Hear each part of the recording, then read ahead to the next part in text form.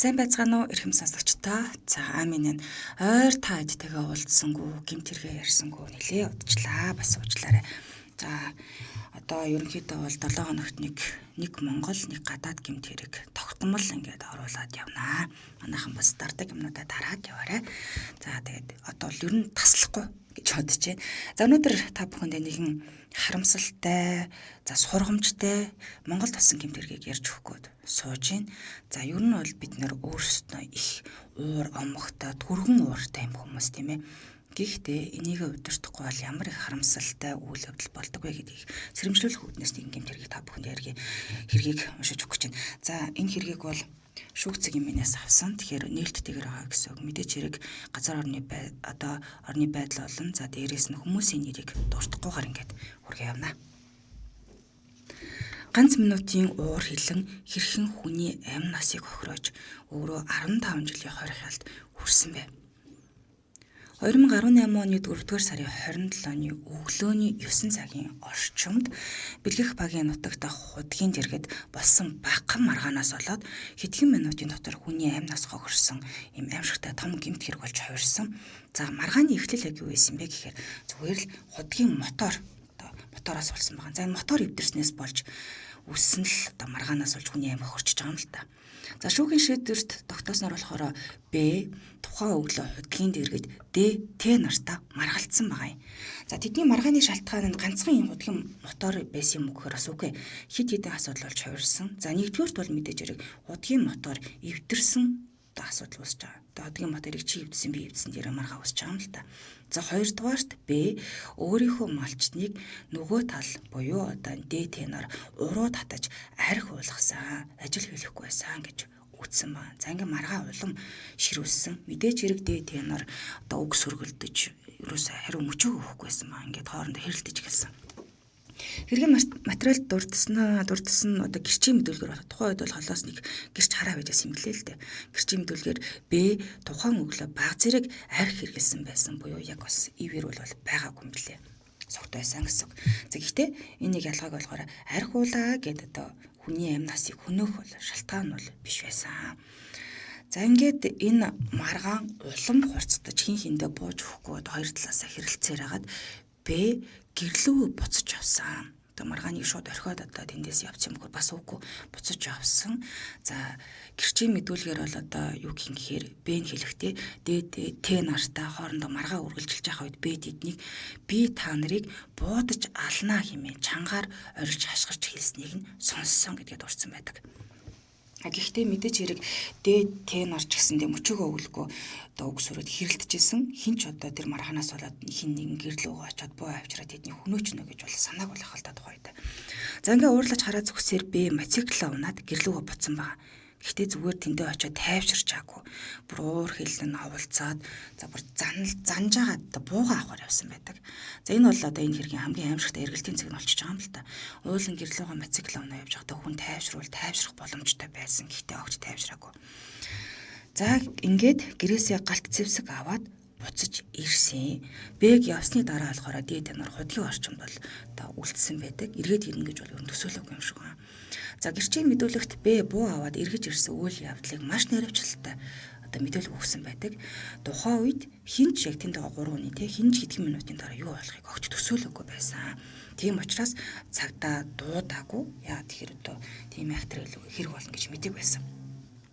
За ингээд худгийн дэргэд үлсэн Д Т нар ч гэсэн за одоо ер нь буцъя да гэд байж ахт нь Б гэрээсээ ирсэн. За эрэхтэй тооз 8 маркийн баг калибрийн винтоп буута буцаж ирсэн байна. За энэ шүүхийн шийдвэрээр тогтоосоор энэ буу нь болохоор спорт ангийн зориулалттай тооз 8 маркийн буу байсан гэж бүр тэмдэглэгдсэн байлээ. За ингээд эренгүүтээ үгийн зөрүүгүй эхний буудалтыг хийсэн. Тэр мөчөд Д худгийн зүүн талд зогсож исэн байгаа. За Д Т гэд 2 хүн байгаа тийм ээ. Д бол худгийн зүүн талд зогсож исэн. За ингээд гэрчийн мэдүүлгээр Б бууга гаргаж ирээд үгийн зөрүүгүй Д-ийн зүг чиглүүлээд буу тас хийсэн. Шууд л буудсан. Ямар нэрээ анхааруулга ямар нэг юм хэлээгүй.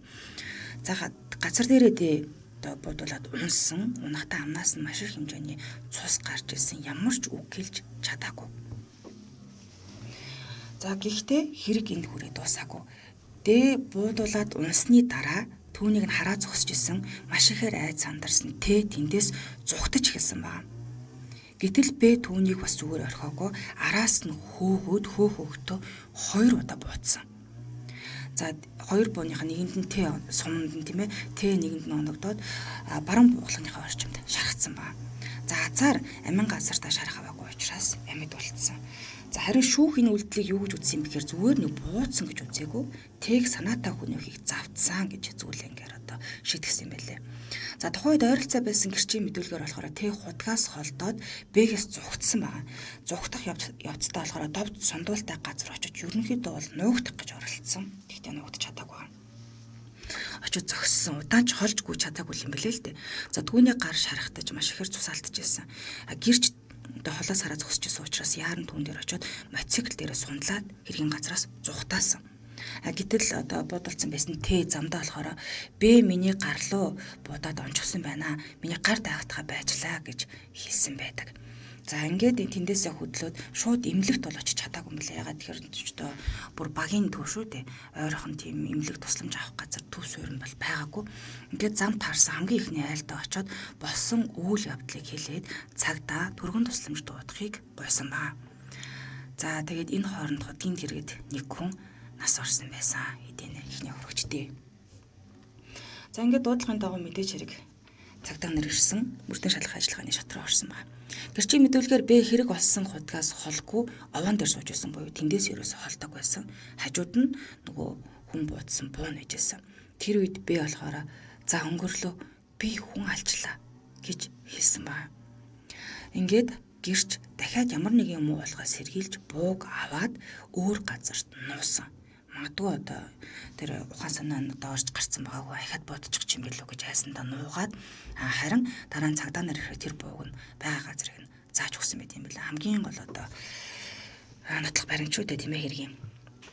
За энэ хэргийн материал бас нэг анхаарал татах хэсэг байдаг. Юу исэн бэ гэхээр Б утас гуугаад гэрчээс утас гуугаад уцаар ярьсан. За уцаар ярихдаа хамгийн дөрөв хинтээ ярьсан бэ гэхээр ихнэрлүүгээ ярьсан байгаа. Аавтайгаа ярьсан байгаа. Ингээд уцаар ярихдаа би хүн алчглаа гэдгээ шууд хэлсэн байдаг. За хожим нь шүүхийн хилцүүлэгт судлагдсан нотлох баримтын нэг хэсэг болсон буюу одоо хамгийн дөрөнд бараг одоо хэрэгээ хүлээсэн гэж үздэг. Гэхдээ энийг бол баримтаар нотлох хэрэгтэй байсан. За цагдаа эмнэлгийн ажилтнууд тудгийн орчимд ирэхэд харамсалтай одоо хохирогчтой аль хэдийн нас орсон байсан. Тэ харин шархацсан байдалтай хүлээж байсан. Мөрдөн бацагчид хэргийн газрын орчмоос сум, хонгоо, буу, хувцас, арчтас зэрэг эд мөрийн баримтуудыг цуглуулan хураасан байдаг. За шүүхийн материалд болохоор галц зэвсгийн шинжилгээ, сум болон хонгооны шинжилгээ, хэргийн газрын үүслэг, цогцоос хэлсэн шинжилгээ зэрэг нотлох баримтууд тусгагдсан байдаг. За хэрэгт хураагдсан буу нь болохоор тооз 8 маркийн винто буу гэдгийг нь бол нотолсон. За шүүхийн шийдвэрт уг бууг шинжилсэн байгаа. За одоо нарийн шинжилгээ хийдэг штеп. Хэдэн удаа буудах байсан энэ буугаар яг бууцсан уу мөн үү биш үү гэдгийг шалгаж үзсэн байдаг. Гэтэл шинжилгээгээр тухайн буугаар 3 удаа бууцсан байна гэсэн дүгнэлт гарсан. За энэ нь бол хэргийн үйл явдалтай ян цав нийцэжсэн. Яагаад тэгэхээр Б нь хохирогч дээр нэг удаа буудаж амь насыг нь хөнөөсөн, Т рүү 2 удаа буудаад нэг нь бол гарыг нь олсон байдаг. Ингээд гэрчийн ярьсан үйл явдал болон галц зэвсгийн шинжилгээний баримтууд хоорондоо нийлсэн байна. Тэгвэл энэ буу хаанаас гарч ирсэн бэ гэдэг юм бас их жоохон маргаан таавалдаг юм билээ. Яа тэгэхээр шүүхийн материалд энэ тооц 8 буу нь гэрчлэгээтэй бус байсан гэж байгаа. Ямар ч гэрчлэгээгүй зөвшөөрлөхгүй байсан. За өмнө нь болохоор энэ одоо миний бодлоор их муу яран буу байгаа юм а. Өөр хүний эзэмшилт байсан тухайн гэрчийн мэдүүлэг бас байдаг. Тухайн гэрчийн ярьснаар уг бөөний өмнөх эзэмшигчийн дүү 2005 онд өөрийгөө буудаж амь насаа хорлсон байдаг. Тэгээд энэ бууг уулын цагдаагийн байгууллагаас хурааж авсан ч гэсэндээ хурааж аваад буцааж уулна өгөөгүй. Тэгэд энэ буу яаж яваад энэ Б-гийн гарт орсон нь бол тодорхойгүй байна. За ингээ хэрэг шүүхэд очиход прокурор Б-г 2 өөр зүйлээр ялалсан. Нэгдүгээрт Д-г санаатаагаар амь насыг нь хөнөөсөн, хоёрдугаарт Т-г хөнөөхийг завдсан гэж шүүх хэрэг цугларсан нотлох баримтуудыг хэлэлцээд прокурорын зөвлөл үндэстэй гэж үзсэн байдаг. Ингээд тухайн аймаг дахь Сумдондын хэрэг үеийн анхан шатны шүүх Б-г хүнийг алах гэмт хэрэг үйлдсэн, мөн хүнийг алахыг завдсан хэрэгт одоо гин буруудаа тус тооцсон байдаг. За хүнийг алах гэмт хэрэгт бол 10 жилийн хорих ял оноосон, хүнийг алахыг завдсан гэмт хэрэгт 5 жилийн хорих ял. За эдгээр ялыг нэгтгээд нийтдээ 15 жилийн хорих ял оногдуулсан байдгийн байна. За мөн шүүх Б-г цагдаа хоригдсон, Б-д одоо цагдаа хоригдсон 299 хоногийг ял эдлэх хугацаанд нь оруулан тооцсон байдаг. За дээд шатны шүүхийн шийдвэрт анхан шатны шүүхийн шийдвэрийг үндсэнд нь хിവэр нь үлдээсэн байдаг. Яг тэр чигт нь. За хохирлын тухайд гэвэл энэ хэрэг зөвхөн ял шийдэхлээр бол дуусаагүй. Шүүхийн шийдвэрт хохирогчдын одоо дэгийн ар гэрээ оршуулгын зардалт нь 4 сая 761 мянган төгрөг, Т-гийн эмчилгээний зардалт нь 1 сая 335 мянган төгрөг төлсөн болохыг нь дурдсан. Харин Т-гийн олох байсан буюу одоо би энэ хугацаанд бэрхшээл гэмтэл аваад одоо эмнэлэгт хэвцээ энэ хооронд би ийм өнгөн дүнгийн орлого олох байсан гих 8 сая 50 мянган төгрөгийн нэг хэмжлэлийг тухайн эрэггүй эргийн хүрээнд хилэлцэхгүй орхиж иргэний журмаар дахин нэхэмжлэх хэрэгтэй гэж шийдвэрлсэн байдгийн байна. Тэгэхээр энэ хэргийн хамгийн аимшигтай нь юу вэ гэхээр за одоо миний л бодлоо шүү тийм ээ. Тэр худгийн мотор байна, мал услах асуудал байна. Зүгээр нэг энгийн маргаанаас үүсч байгаа юм л да. Миний моторыг та нар хэвчсэнгүй тийм юм болоогүй.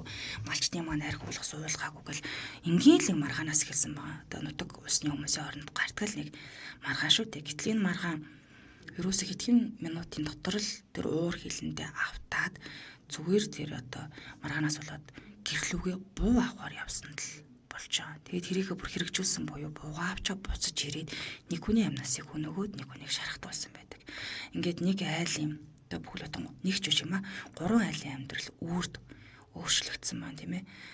Нэг гэр бүл хүнээ алдсан, нэг гэр бүл одоо хүнээ шархтуулсан хүн дээр нөгөө нэг гэр бүлийн одоо өрхийн тэрэг нь 15 жилийн хорих ялаар одоо таслагдсан ийм аимшигтай хэрэг байна. Тэгэхээр одоо манайхан бас ялангуяа залуучууд маань их ууртай, омогтой монголчууд явж тийм ээ. Ер нь л өксөрч маргалтчих гад байдаг. Тэгэхээр тэр уураа тисэж байгаараа тэрхэн зур гаргасан шийдвэрч хүний аймнаас цаашлаад өөрийнх нь ирээдүг одоо баллах магадaltaй учраас ер нь бодолтойгоорой. Ер нь маргаанд тийм ээ зодон цохонд ялагч гэж ер нь байдаггүй. Дандаа л юм уугаар төгсдөг учраас бодолтойгоорой гэдэг үднээс энэ хэргийг та бүхэндээ танилцууллаа. За их сурвалж бол Монгол Улсын шүүхийн шийдвэрийн цахим сангаас та бүхэнд энэ хэргийг хүргэсэн. Ингээд дараагийнхаа Монгол Улсын гэмт хэргээр иргэн уулзтлаа. Түр баяртай.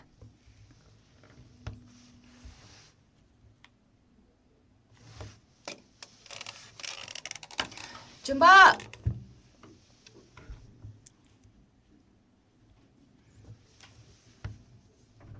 За одоо би рекордо зогсоох уу? Дууссан уу?